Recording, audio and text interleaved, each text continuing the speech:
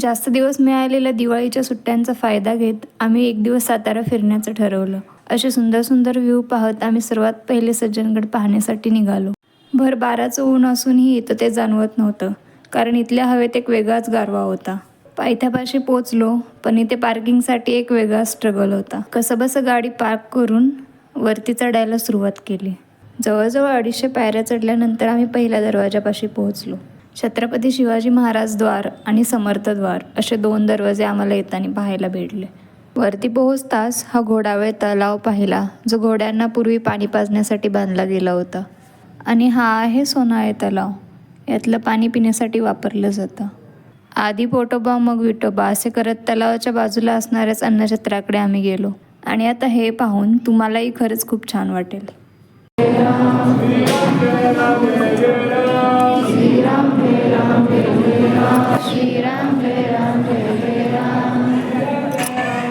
जेवणानंतर आम्ही गेलो ते समर्थ रामदास स्वामींची समाधी पाहण्यासाठी. समाधीच्या आतमधलं शूट करणं तर पॉसिबल नव्हतं, पण मंदिरावरील हे कोरीव काम खरंच कौतुकास्पद होतं. समाधीच्या बाजूलाच असणारा हा उरमोडी धरणाचा व्ह्यू पाहून आम्ही परत येण्यासाठी निघालो. यानंतरचं लोकेशन मी तुम्हाला नेक्स्ट ब्लॉगमध्ये दाखवेन. बाय.